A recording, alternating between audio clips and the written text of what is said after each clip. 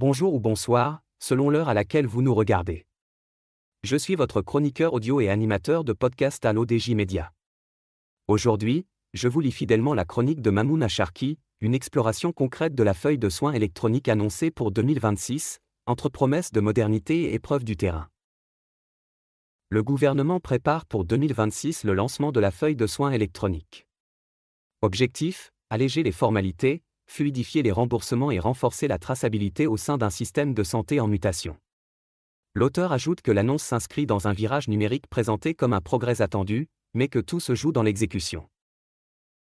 Dossier médical, le virage numérique l'annonce à tout d'un progrès attendu. En 2026, la feuille de soins électronique devrait remplacer le papier, avec l'ambition de raccourcir les délais de remboursement et d'assainir les circuits. Sur le papier, c'est le cas de le dire, la promesse est séduisante. Chaque acte saisi en temps réel, des flux sécurisés vers les organismes payeurs, moins d'erreurs et de pertes, l'argumentaire semble imparable. Pourtant, la réussite d'un tel chantier ne se mesure pas à la seule élégance des schémas techniques, mais à l'épreuve du terrain, là où les files d'attente ne disparaissent pas par décret. Le cœur du dispositif, l'interopérabilité, exige une partition sans fausse note entre hôpitaux, cabinets, pharmacies et assureurs.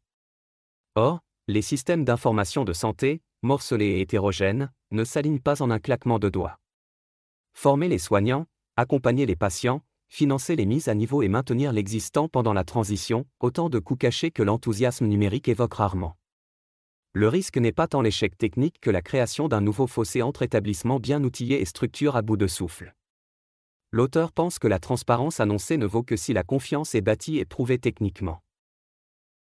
La transparence promise repose sur une pierre angulaire, la confiance. Les données médicales, parmi les plus sensibles, ne supportent ni la accent grave peu près ni les compromis. Qui accède à quoi, quand et pourquoi? Combien de temps sont-elles conservées? Quelle garantie contre les usages secondaires? Le citoyen n'attendra pas une brochure, il demandera des preuves. Auditabilité, chiffrement de bout en bout, journalisation, test d'intrusion réguliers, certification, ces mots doivent devenir des faits. À l'heure où les cyberattaques se multiplient, une feuille de soins électronique non blindée serait moins un progrès qu'une porte ouverte. L'auteur rappelle ensuite que la donnée agrégée est utile, à condition de ne pas étouffer l'écoute et le soin. On vante à juste titre les bénéfices de la donnée agrégée, repérer des déserts médicaux, anticiper des ruptures, piloter les dépenses.